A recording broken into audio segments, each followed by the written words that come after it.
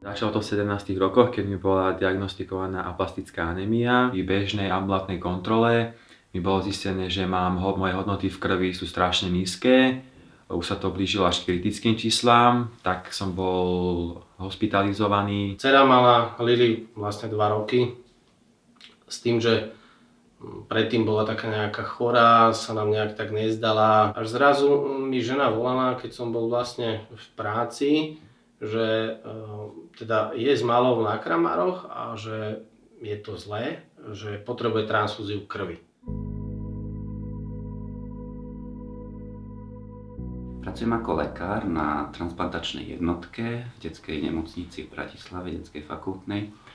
A toto oddelenie sú súčasťou také väčšej kliniky detskej hematológie a onkológie. Ide o také menšie, ale vysoko špecializované oddelenie, kde sa liečia deti, ktoré vyžadujú liečbu náhradou alebo transplantáciou krvotvorných buniek. Normálne som bežný deň ráno išiel do školy a jak sme odchádzali z domu, tak máme zvoní telefón, ja som bol ešte vonku, idem do auta a pozerám, že telefonuje v aute, pozerám na Nuru, že plakala. Tie prvé 2 týždne boli také, že mi hovorili, že super, trombocity, ty vyskočia na 40 000, bola streda, že piatok ideš domov. Piatok už bol otco pri mne s mamou, že ideme, hovorí, že ešte to nie je ono, že ešte cez víkend si tam necháme, ale v pondelok už ideš domov.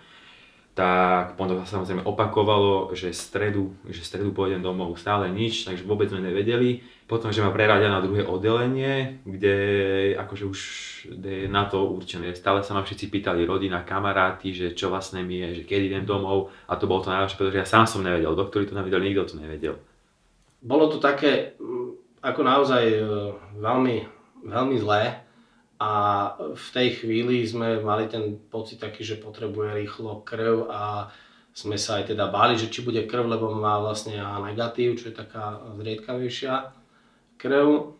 No našťastie v ten deň ešte myslím si, alebo následovný deň aj na Facebooku prebehli rôzne, by som povedal, také akcie.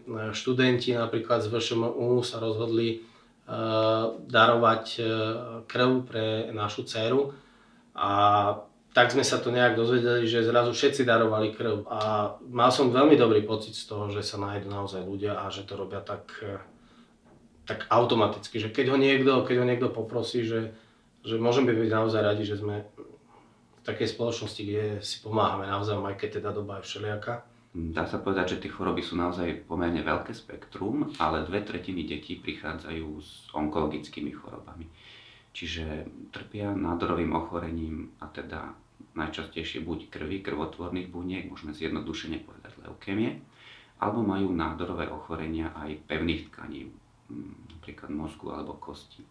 Že to sú tie onkologické a 1/3 detí k nám prichádza s nenádorovými, neonkologickými ochoreniami a tiež jediná možná liečebná metóda pre ne je náhrada, nová krvotvorba od darcov. Bolo to také, že naozaj, že keď ste pozreli sa na to dieťa a videli ste, že leží na tej posteli aj také absolútne bez nejakej akože sily alebo nálady. No a čo bolo veľmi zaujímavé, že keď dostalo tú erimasu, vlastne tú krv, tak tie deti, to sme si aj všetci tí rodičia tak potom všimli, že vlastne ožili. My sme tomu hovorili, že vlastne ako keby dostali taký gumidžús, že sa im začervenali líčka, začalo im chutiť jesť a bolo to také, ako keby vás niekto nabil. Takže to boli také chvíle, že deň, to si pamätám ako dneska je deň, kedy sme mali dostať krv, som sa vždy tešil, že ju to vlastne nabije.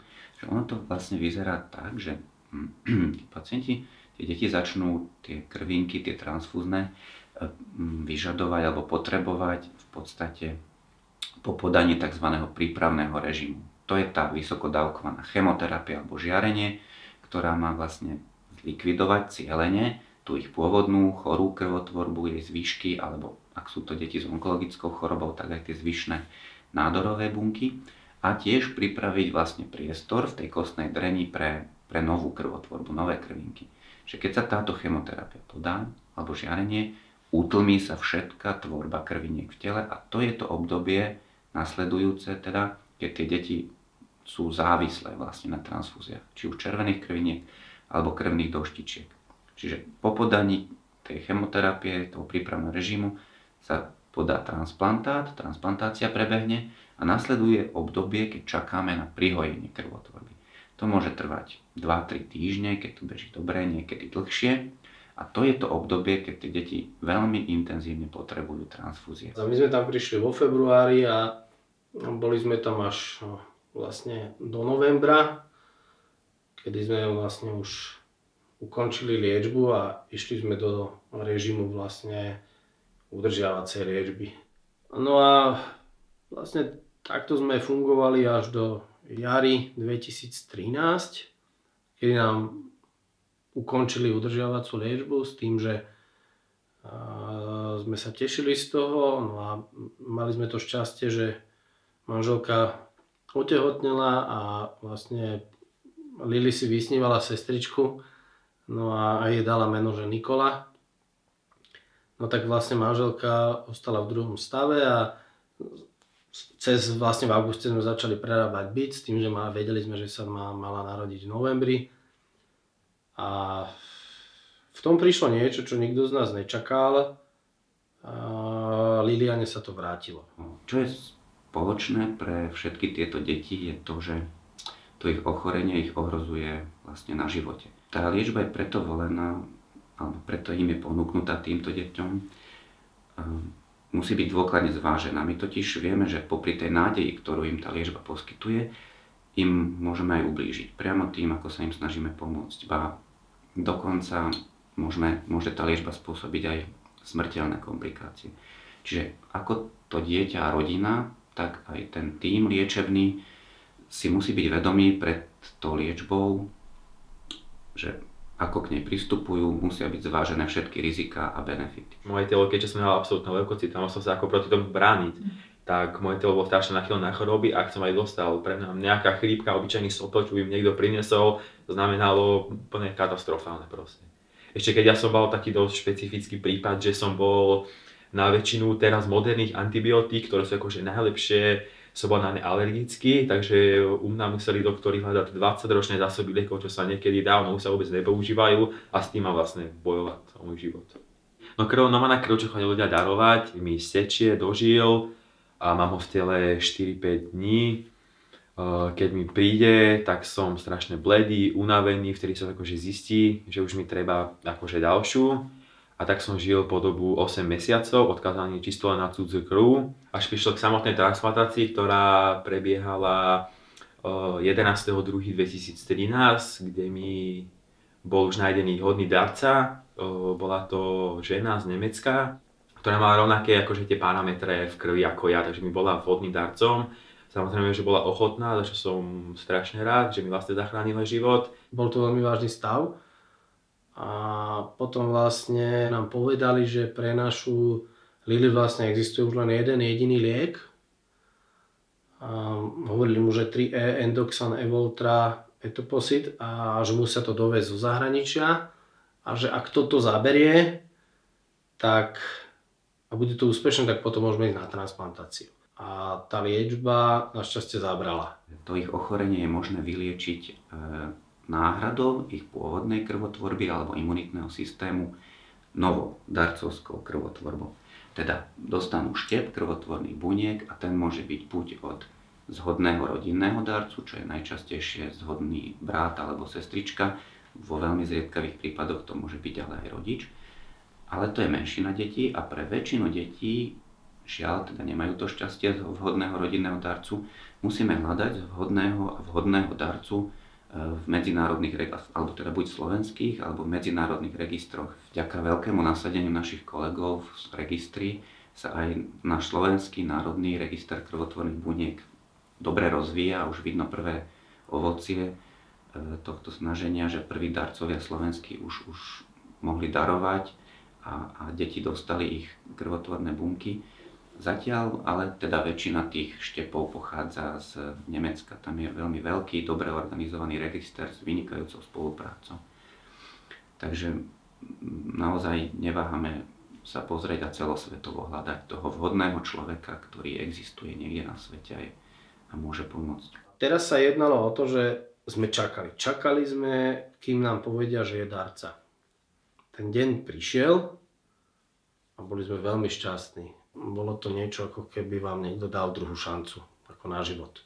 A nám potom primárka vlastne z transplantačky povedala, že je to samozrejme anonymné a povedala, že máte darcu, ktorý má rovnakú krvnú skupinu, ako má vaša dcéra.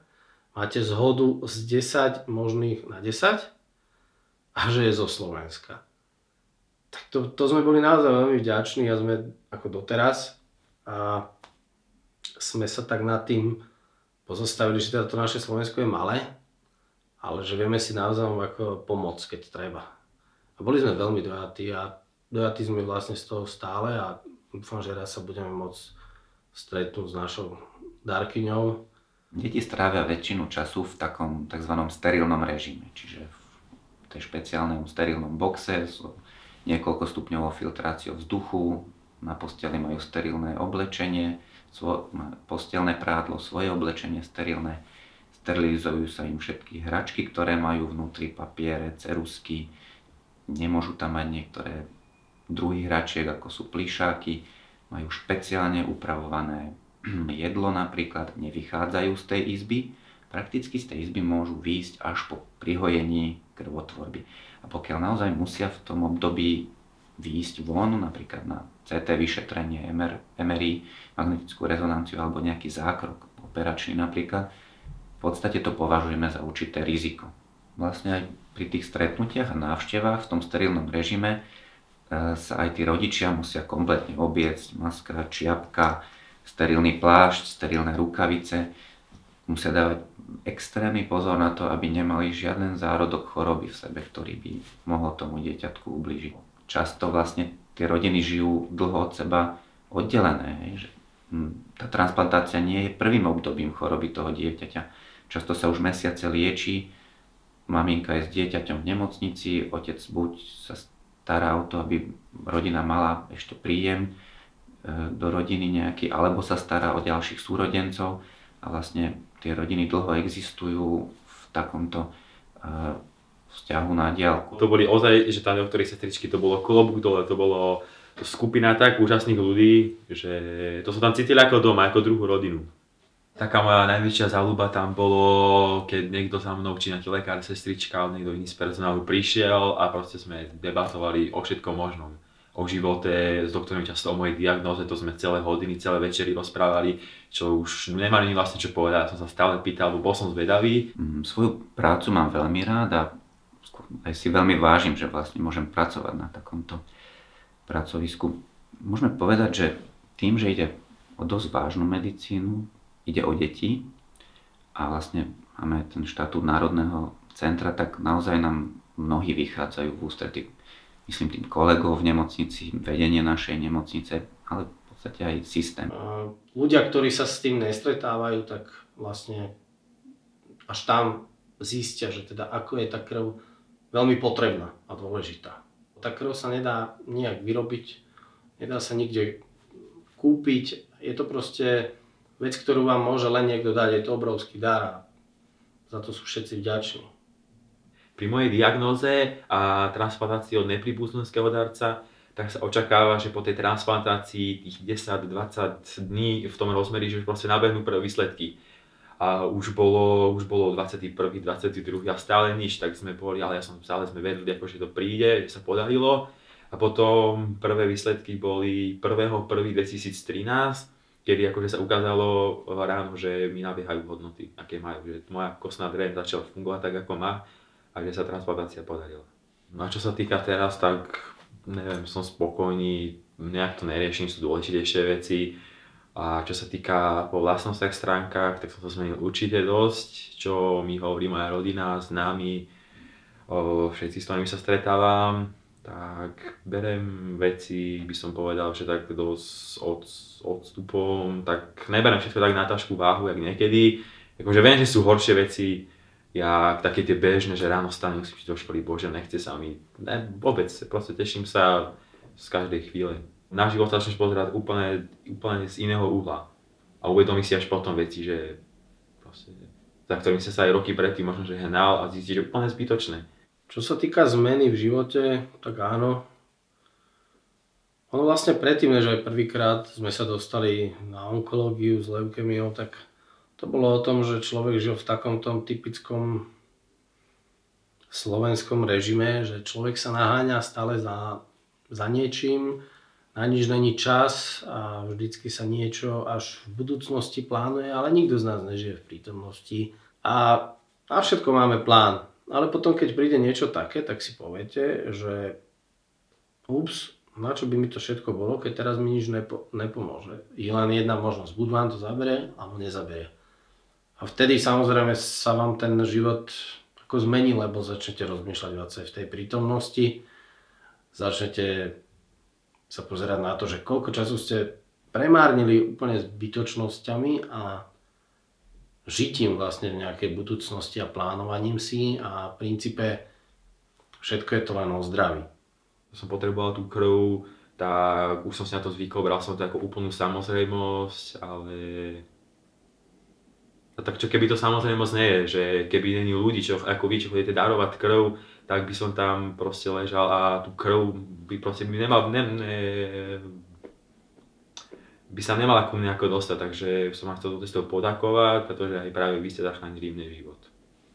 To poďakovanie určite by malo patriť všetkým tým ľuďom, ktorí na nás mysleli, sa za nás modlili, pomáhali nám, či už to boli moji kolegovia, moji nadriadení, alebo to boli moji najbližší, takže naozaj. A celkovo tým ľuďom, ktorých som vlastne ani v živote nevidel a vlastne ktorých som videl vždy len, ako sa hovorí na tej kapačke, že kde tam bol zavesený vlastne ten vak s trombocitmi alebo s tou verimasou, že tým naozaj patrí veľká vďaka, že teda sa obetujú pre iných a že dokážu dať tak málo, čo sa týka možno množstva, ale čo sa týka vlastne účelu, tak je to obrovský dar a myslím si, že každému človeku za to patrí obrovská vďaka.